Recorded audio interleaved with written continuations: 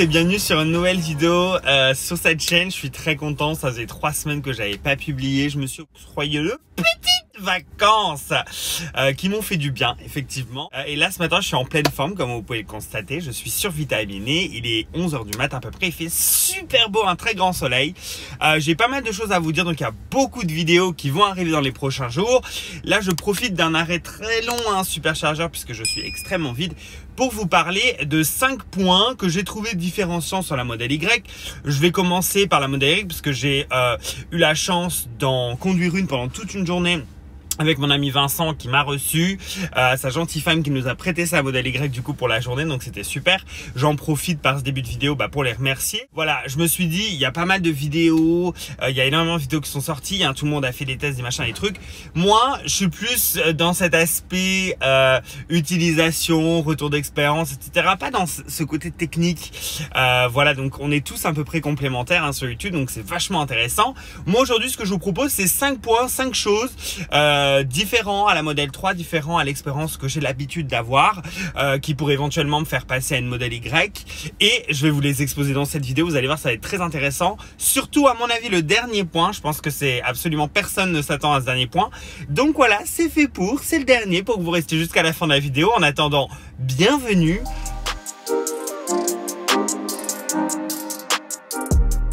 L'espace de stockage. Alors, j'ai fait mes petites notes. L'espace de stockage, apparemment, dans la Model 3 serait de 425 litres, ce qui est quand même, bon, relativement correct. Moi, j'ai jamais eu de problème, mais c'est vrai qu'on a ce coffre là, du coup on peut pas mettre beaucoup de choses. Bon, c'est quand même compliqué des fois de caser certains trucs bizarres, comme je sais pas, des fauteuils ou quoi que ce soit, surtout que les portes à l'arrière s'ouvrent pas de manière extrêmement large, donc bon, bref. Mais la Model Y là, c'est carrément bluffant, c'est 5 fois la capacité de stockage, c'est 2100 litres. Alors je crois que sur le site, quand ils mettent 2100 litres, ils comptent avec les sièges de rabattu, etc.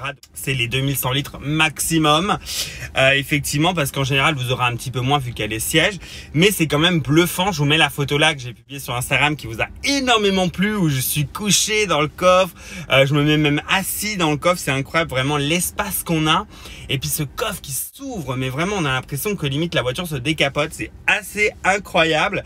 Une chose que j'apprécie pas mal, c'est qu'on a la possibilité de rabattre les sièges depuis le coffre. En fait, les sièges, quand on les pousse, ils sont comme maintenus par un ressort, et donc on a une petite lâche comme ça, un petit bouton qu'on va presser, et ça fait rabattre les sièges automatiquement. Donc ça, c'est très très pratique, je trouve, puisque bon, si on est derrière, qu'on a besoin, hop, on n'a pas besoin d'aller ouvrir les portes, machin, un truc très pratique. Vous avez compris l'idée.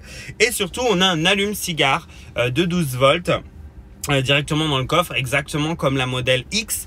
Et j'aime bien, c'est assez rigolo parce qu'ils définissent quand même pas mal les usages des voitures directement à la conception, parce que la X et la Y, c'est leurs 2 seuls SUV, c'est les 2 seuls véhicules qui ont un allume-cigare dans le coffre. Parce que à ma connaissance, et sauf si je me trompe, vous pouvez me le dire en commentaire bien sûr, mais la Model S n'a pas non plus d'allume-cigare dans le coffre, et la Model 3 évidemment non plus n'en a pas.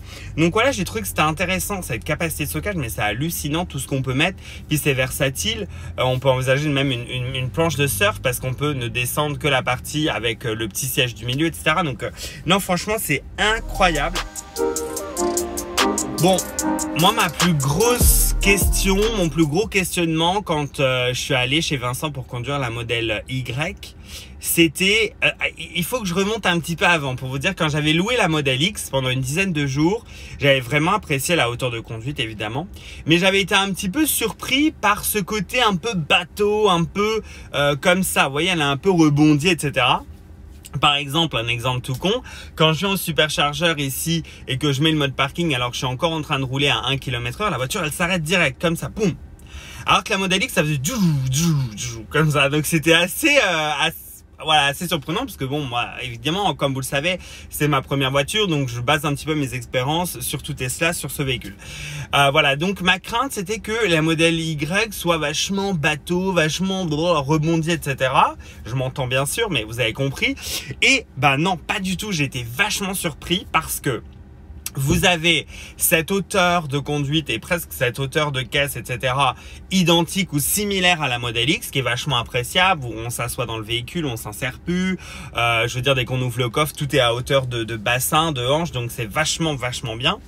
Mais en même temps, on garde ce côté sportif de la Model 3, c'est-à-dire que quand on tourne, c'est très plat, ça bouge pas. Je veux dire, si je mets un gros coup de volant d'un coup, elle est très plate, elle est très rêche entre guillemets dans ses réactions. Alors moi, je suis pas du tout dans le côté, j'ai pas les mots techniques, j'ai pas cette expérience, etc. Je vous redonne juste mon ressenti, c'est-à-dire j'avais l'impression de conduire une Model 3 tout en étant dans une Model Y, donc plus haute, plus grosse, ok, mais toujours ce côté sportif, ce côté karting et ce côté vachement sécurisant, parce que je trouve que le fait que la voiture ne tanque pas, attention, quand je dis tanguer, ok, je parle pas d'un truc non plus de ouf, hein, mais le fait qu'elle ne tanque pas, c'est très agréable et c'est très sécurisant. Moi, j'ai adoré. Bon, la troisième partie, confort, elle va se dérouler en 3 points. Donc, j'ai mes petites notes là que je vais vous lire. Il y a 3 choses dans la partie confort, dans la partie voilà petit plus de la Model 3 que j'ai noté. Bah déjà, il y a ce fameux toit totalement panoramique, donc totalement vitré. On a pu, je sais pas si vous le verrez, mais on a pu ici cette barre de renfort. Alors effectivement, quand on est à l'avant, ça change rien. Quand on est à l'arrière, ça change quand même pas mal. C'est vrai qu'on est à l'arrière, souvent cette partie-là bloque un petit peu la visibilité, donc on est plutôt en train de regarder par le panoramique de devant. Alors attention, là on est dans du détail, on est dans du problème de riche, etc. Parce que bon, franchement, on s'en fout. Mais c'est vrai qu'esthétiquement, c'est plus joli, c'est très sympa, c'est vraiment impressionnant ce toit complètement vitré. Ça rappelle celui de la S qui est pour maintenant plusieurs années et complètement vitré déjà comme ça. Mais bon, c'est vraiment sympa. Puis on est sur des prestations quand même similaires. Le toit est identique par exemple, alors qu'on n'est pas du tout sur les mêmes véhicules. Donc très sympa, franchement très sympa. Ce que j'ai apprécié aussi, c'est que les sièges à l'arrière peuvent être légèrement inclinés. Donc là, normalement, je vous mets une vidéo que j'avais filmée. Où effectivement, quand vous appuyez sur le bouton pour rabattre les sièges, si vous appuyez en fait avec votre dos en même temps que vous faites ça, vous avez la possibilité de légèrement incliner comme ça les sièges. Très sympa, ça apporte une petite touche de confort supplémentaire. Et puis alors, vu que les sièges à l'avant en fait sont sur plateforme, et ça c'est le 3e point, eh bien vous pouvez mettre vos pieds en dessous des sièges. Mais quand je dis mettre vos pieds, moi je fais plus d'1,80 m et là je peux mettre mes sièges carrément limite, je peux passer devant sur les pédales et pousser l'accélérateur. Donc j'exagère, mais en fait le fait que le siège soit si surélevé sur cette plateforme, ça permet d'avoir du rangement en dessous, ou alors si on est grand de pouvoir étaler ses pieds, mais c'est assez impressionnant. Donc à l'arrière, je dis pas que dans la Model 3 on n'a pas de place, mais voilà, à l'arrière, je suis dans une voiture, une petite berline, quoi, voilà. Là, je suis dans vraiment un gros SUV, j'ai une place phénoménale pour mes jambes. De plus, je peux un petit peu baquer le siège. Donc, si je baque le siège et que je tends mes jambes, c'est royal. Donc là, franchement, entre le toit entièrement panoramique, ça fait une vraie différence parce que c'est des choses qui me touchent, que j'aime. Le fait qu'on puisse légèrement incliner le siège à l'arrière et puis alors cet espace pour les pieds, aussi bien sûr à l'avant, mais surtout à l'arrière. Et ça, c'est une vraie différence avec le Model 3. Moi, ça, c'est les 3 points confort à l'intérieur que j'ai noté parce que sinon, tout le reste est à peu près identique, hein. Je veux dire, c'est une grosse Model 3, entre guillemets, mais bon, tout le reste, le volant est identique, les portes, etc., l'écran, la console centrale. Mais là, vraiment, ces 3 choses-là, j'ai vraiment noté cette différence et ça a fait la différence, j'apprécie. J'apprécie surtout le toit panoramique, en vrai, j'adore. Je trouve que c'est bien trop beau. Là, je pense que dans le montage, je sais pas, mais j'ai dû vous mettre plein de photos, etc., parce que j'adore. Le 4e point que je vais aborder, il va être assez rapide, c'est la qualité d'assemblage, la qualité de finition, la qualité perçue de la voiture au total. Effectivement, elle est fabriquée en Chine, cette voiture, donc je m'attendais à rien d'autre. Super qualité de fabrication, d'assemblage, tout est bon, tout est carré, tout est identique, il n'y a pas de panel gap, il n'y a pas d'alignement qui est mal foutu, tout est parfait, les sièges, tout est vraiment parfait. Je veux dire, on n'a rien trouvé. Pourtant, Vincent, il en a une dizaine des Tesla, en passant de la X à la 3 à maintenant à la Y. Donc, je veux dire, il a aussi l'œil affûté, autant que moi peut-être. Et donc, du coup, tout était vraiment nickel. Les assemblages sont parfaits. Il n'y a pas de craquement. La voiture est vraiment nickel. Comme on est habitué depuis plusieurs mois maintenant avec les véhicules chinois. Mais là, je veux dire, c'est stupéfiant. C'est absolument parfait.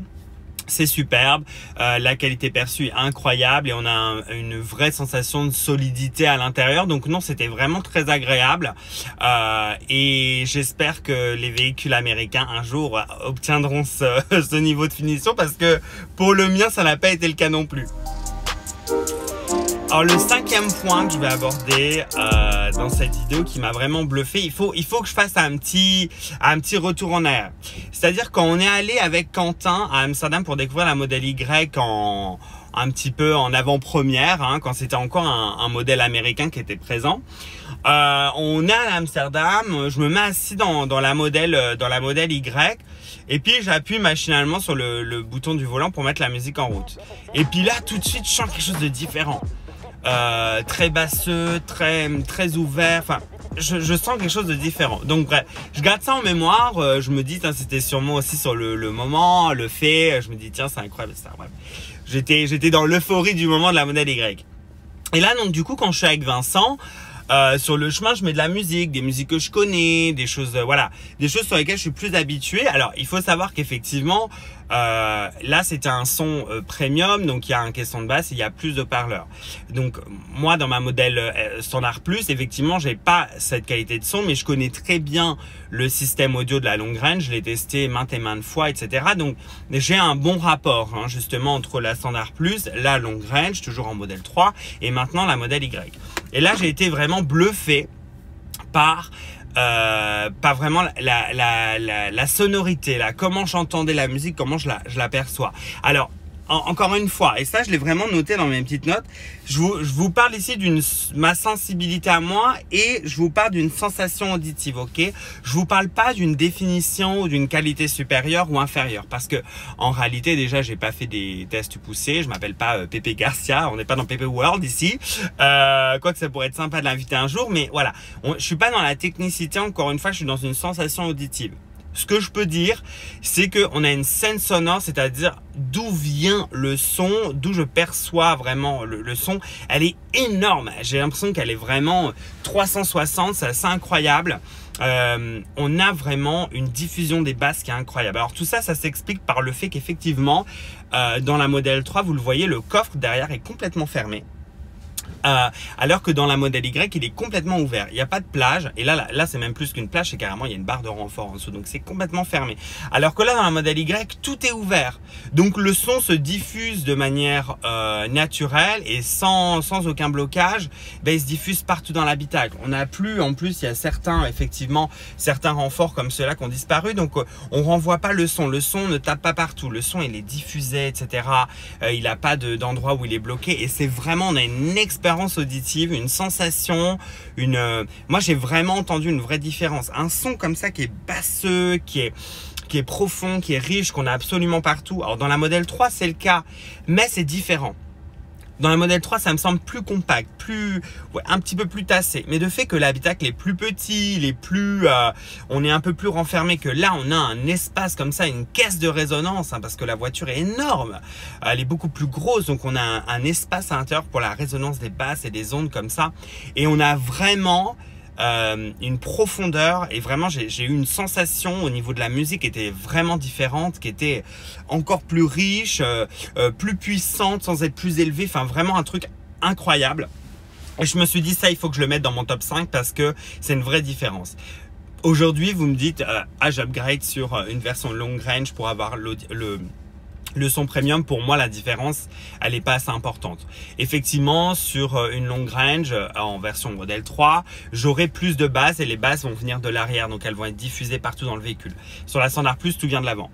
Mais, bon, pour moi, la différence, elle n'est pas extraordinaire dans une modèle 3. Mais alors là, dans la modèle Y, vous me dites upgrade, franchement, oui, parce qu'il y a eu une vraie sensation différente.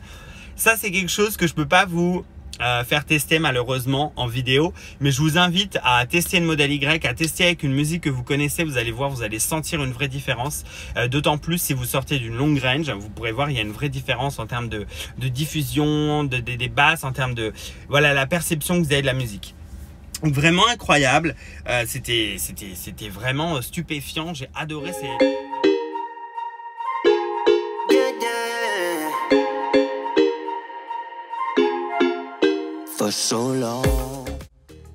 C'est le moment de vous remercier d'avoir regardé cette vidéo. J'espère qu'elle vous a plu, que vous êtes amusés.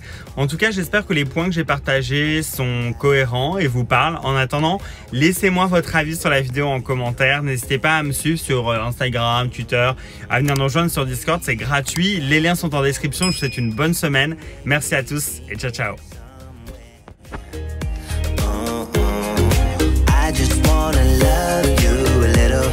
to see where this is going.